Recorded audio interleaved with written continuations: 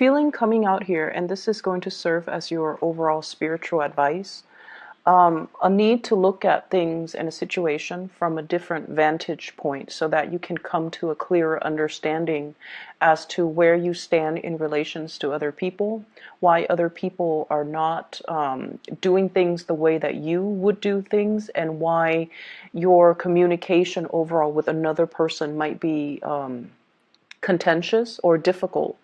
And so the need to kind of step outside of our shoes, put ourselves in other people's shoes to understand, all the things that they've been through. It's like walking a mile in somebody else's shoes so that you understand the person that they are and how, their life experiences have kind of created the person that they are right now. And I feel like for a lot of you, your ability to sympathize, your ability to empathize and to understand another person is very immense and very, very deep.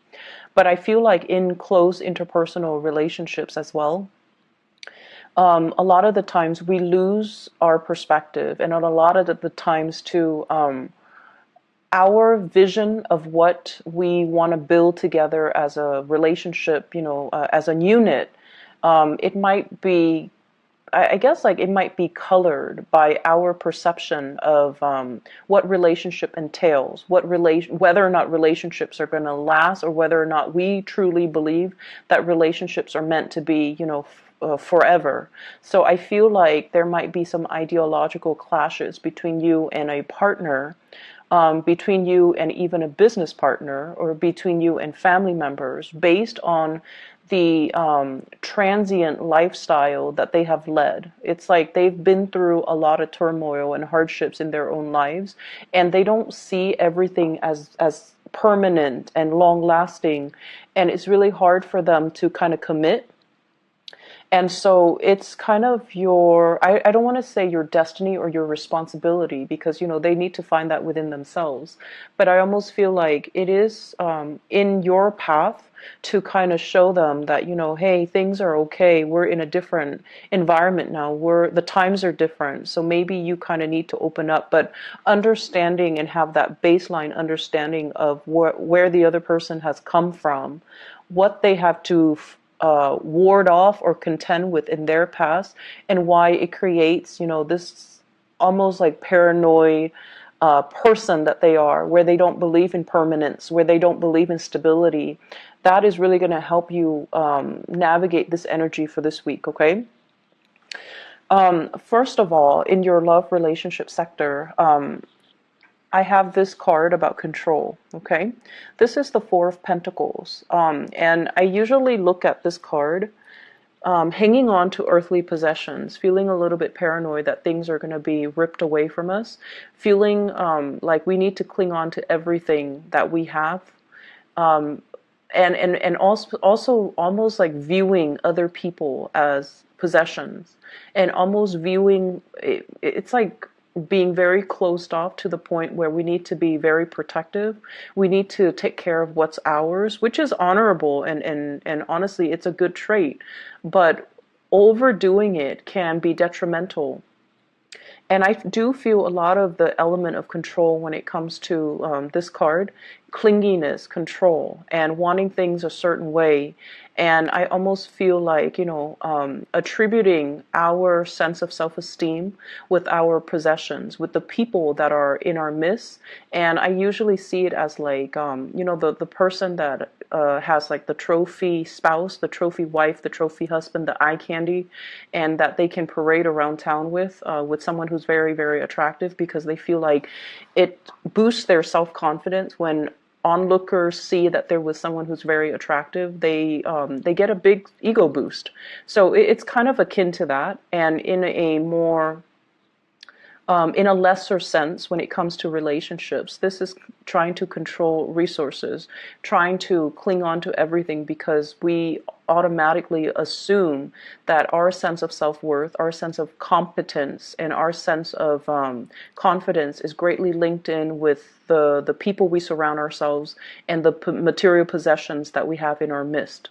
And I also feel as well, when it comes to arguments, when it comes to dealing with another person that you're romantically involved with, that you're married to, or, a significant other, whoever it is, that you're romantically linked up with, this is like not being able to see outside of our own vantage point. Like I said earlier, clinging on so strongly to our beliefs that when people question our values, question our beliefs, we feel like it's an attack on us personally. And so we tend to get a little bit defensive. And a lot of the times, the things that we are very defensive about are things that we know to be true about ourselves. And that's why it's like touching a sore spot that we don't want to look at. It's like touching something we have swept under the rug that somebody is now poking at, and it makes us uncomfortable. So if there has been, arguments and things like that, where a partner has somewhat like triggered or found your soft spot, these are areas that you have to work on rather than getting defensive. Maybe it's time to, say like, let's take a break from this. Let me ruminate over what you have just said, and then I'll come back to you at a later date. Detaching yourself so that you can do some inner examination, and that so you can figure out why these are such trigger topics for you, and why issues of control and dominance are playing out in your relationships. I feel like for many of you, it's like either side of the coin. You might be attracting people who are kind of like impulsive, or they're like trying to plan out everything for you in your life. So they might be encroaching, like crossing over your boundaries, or not respecting your free will. And so you have this defensive stance up all the time regarding a relationship partner, where you're trying to maintain your space and you're trying to take control of your own life. And then for others, there's this issue of, control and things like that coming in your relationship that you're exuding towards another partner. The partner that you're dealing with shows up here as the Six of Swords. This is somebody that has been through hell and back, okay? They've got a really interesting backstory. So if you're dealing with someone that has been through like a lot of tumultuous childhood, a lot of dealing with, a lot of relocation, moving from one place to the next. They've never had a place where they can call home. They've never had a place or a family, or even like a love relationship that accepts them for who they are. And I feel like this is a partner that has been through so much in their own lives that it's hard for them to believe in love. It's hard for them to believe in, soulmates and stability and even, permanence, okay? I usually think of this as a refugee card. It's somebody that had to be uprooted against their will from their place of familiarity and safety, and they have to venture off into a new land. And usually this indicates as well people of different nationalities, interracial dating, people of different cultures coming together, and automatically, whenever that happens, there's always going to be ideological differences, cultural differences, even cultural rifts and cultural divides that that can be very difficult to overcome. And if there are linguistic differences, or they're saying difficulties, but I'm hearing, well, it could be both. If there has been communication difficulties due to linguistic differences between the two of you, I feel like that's another issue that's kind of like, it's like another level of that lattice on top of the existing problems in the relationship. So you're dealing with someone who has, he or she has had to overcome a lot of trials and tribulations in their own life. They are very self-made. They don't sit around and whine and complain over things. They just get things moving. And I almost feel this need for someone who you're involved with. They're constantly moving so that they don't have to process things, so that they don't have to feel things, because their emotions can be so overwhelming. If they took the time to really, see a therapist or to really vent, it's like it would open up a floodgate of emotions, and they're not really ready to do that. So you're dealing with a partner who might be very broken, very injured. They're moving away from that. They're sailing away from it, and they're coming into calmer waters, and they definitely feel there is a lot of safety with you. They definitely feel like there's safety, there's a purpose, and they're trying to build that permanence with you. So rest assured that you're with someone that's not going to be leaving, and you're with someone that finds the comfort and home in you. And at the same time, it's going to be a very slow process for this person to heal from whatever situation they've had to contend with in their past. And so, they're coming from a space where they might be a little bit downtrodden and broken. They're coming away from it, but I also feel like there's a very strong sense of protection that you are giving off towards this person. They've been through a lot, and you are also very paternally protective of them, to the point where it might be patronizing, to the point where you are offering to do everything for them and not allowing them that freedom of movement, or not feeling like they're capable or competent enough to do it. You might do it, like it might be inadvertent from your end, but I feel like you're trying to control the situation, okay? I usually see this combination as like controlling elements seeping into the relationship. One person might feel like it's healthy, but the other person, I feel like, feels like it's stifling. So be very careful about that. If that's your energy that you're bringing to the table, be careful in identifying that early on. If that's an energy that you feel coming from a prospective suitor or somebody that you're dealing with long term. The energy is very subtle, but it can be very toxic in the long run if you're not careful. Okay, if you don't nip it in the bud, it's going to escalate. So be careful about that. I also feel as well, others of you who are dealing with another person who's a lot more, I want to say, a lot more stable, is looking for permanence, is looking for kind of like home, okay? We have here the Queen of Wands, and this is a fire sign, Sagittarius, Aries, or Leo. And it's also echoed in this card here. This is the Knight of Wands, okay? Somebody who is foreign to you, so from a foreign land, a foreign location, a foreign country. This is somebody that is a Sagittarius, an Aries, or a Leo, Sun, Moon, or Rising. And what I feel coming in with this card is, this is somebody that's really, really, really fun to be with, okay? They exude a lot of excitement, a lot of passion. There could also be a lot of chemistry between the two of you. And the energy is really, really strong. They're very proactive. They get a lot of things done in their lives. They're kind of on top of this hill, like, I've made it. I'm now scanning around for a suitable partner, but somebody needs to be on my level. Otherwise, I'm not going to date them. So this is somebody who is quite picky. And if someone doesn't really, they're on a hill, so they have a lot of prospects, right? They're looking at things from a bigger, larger vantage point, or a higher vantage point. And I feel like they see what you're about, and they need you to kind of like walk up this hill and meet them halfway, or they need to know that you're on their level in order for you to invest in them. And on your level doesn't mean material wealth. On your level doesn't mean professional like achievements. It basically means wanting the same things, wanting adventure, wanting expansion, wanting to, explore the world and look at the world as a playground, rather than, just going through the motions, work and home, and rather than looking at the world with a pessimistic view. I feel like they want an equal partner in fun and adventure, and I feel like they're going to be a really good person to travel with. They're a good person for you to expand your worldview, your consciousness with. This is not somebody who is narrow-minded, okay?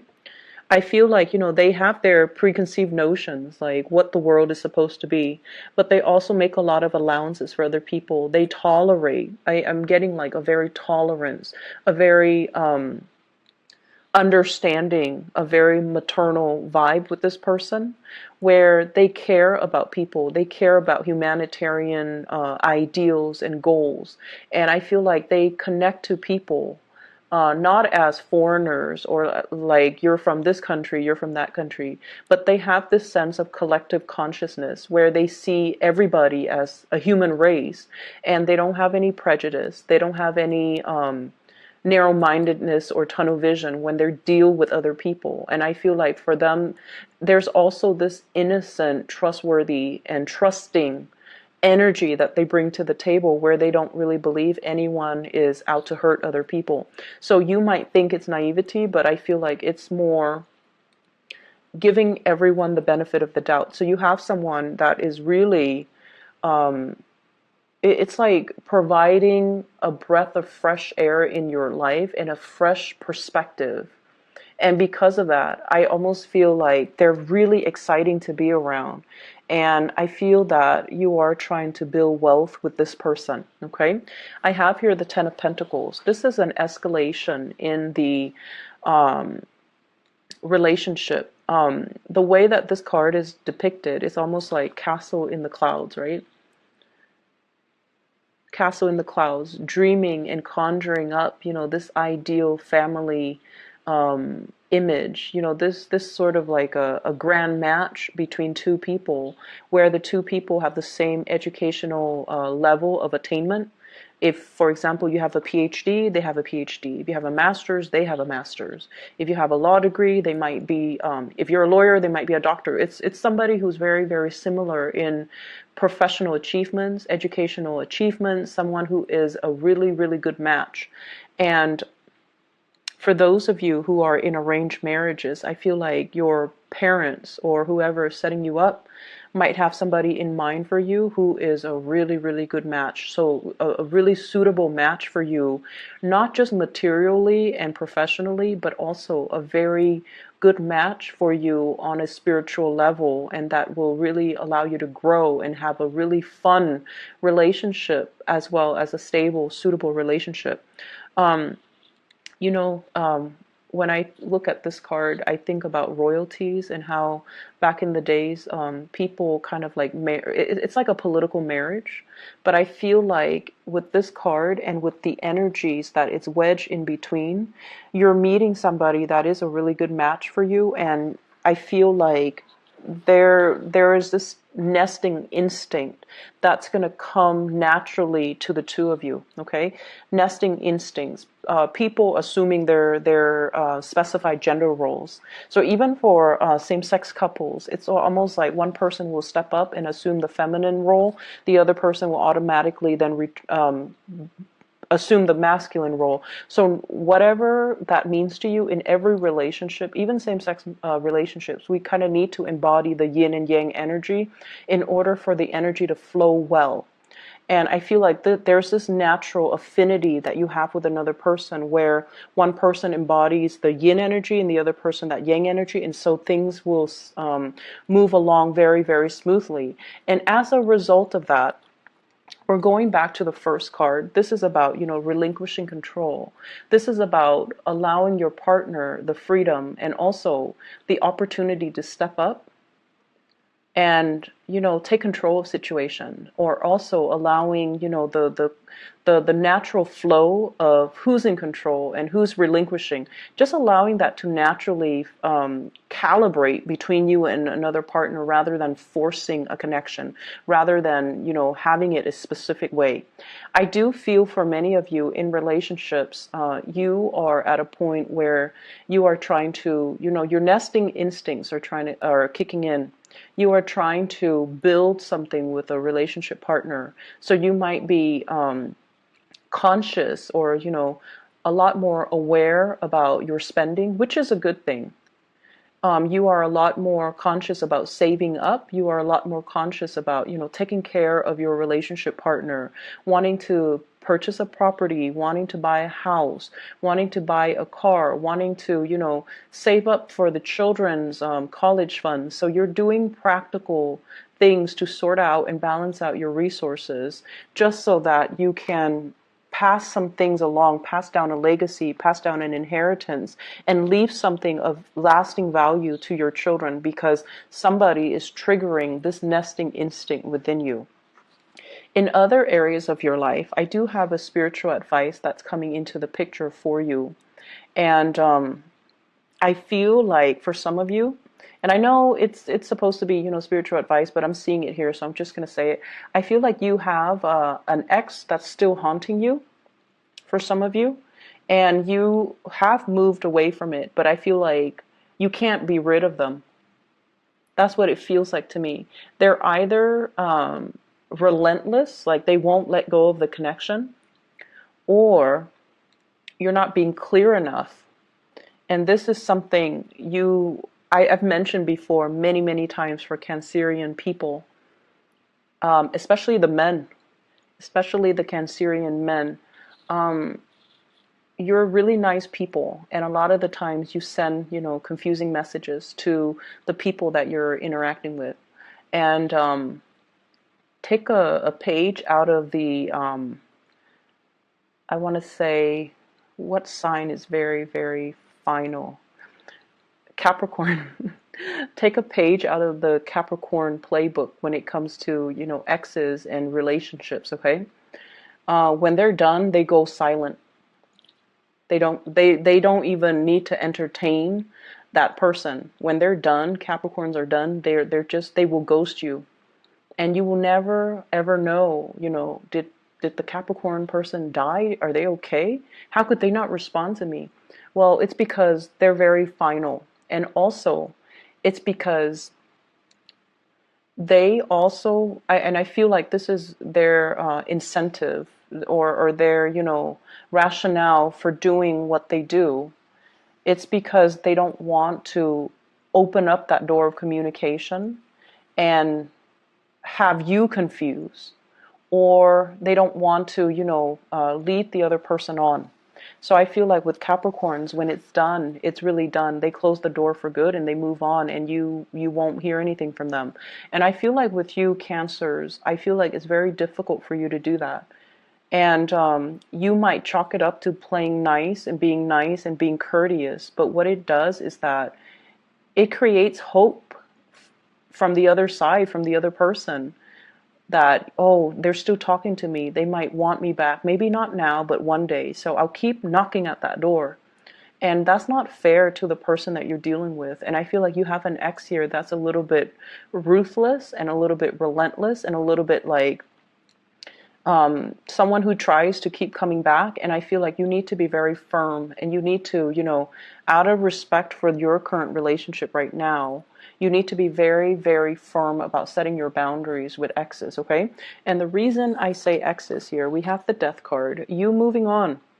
You've already decided you're going to move on. You've already physically, emotionally, mentally moved on, and somebody's coming knocking. Someone who still carries a torch for you. Someone who might have had like a very passionate one night stand, fling, relationship, even marriage with you, and they're relentless. They're pursuing you, and they don't even have to be a fire sign. I just feel their energy floating around you, and I feel like, first, you were stuck in limbo, waiting on this person, waiting for things to get better. You've moved on your own. You've moved on. And I feel like you might have been waiting for them while they were going around, trying to find themselves, and quote unquote on that. It's like trying to find themselves. They were like too selfish to be in a relationship. They were just like not taking you seriously while you spent a lot of time waiting around for them. And then they choose to come back and give you communication whenever they felt like it. With this Eight of Wands here, this is swift, fast communication, travel, movements, and whatnot. And I feel like, when the communication was not responded in the manner that they hope, they come out and they physically show themselves in real time, like showing themselves, and you've tried to move on. So it seems like there are some lingering energies with exes and things like that, and you kind of need to let go. And I see like many of you don't have a choice. You're letting it go because it's really interfering with your current relationship, and you're trying so hard to build that up and to maintain that. And good for you for realizing and recognizing that, because I feel like the ex keeps knocking on your door, and you can't send out mixed signals, okay? It's very counterproductive, and energetically, it's just it's not a wise move for you and for the other person. So lay it to rest.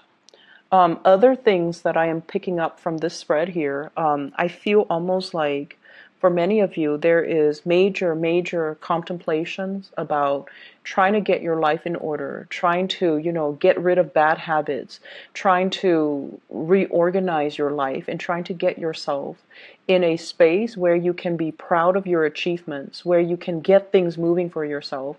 So I almost feel like this fire lit up under you, where you're like, okay, I need to get things done. I've been stalling.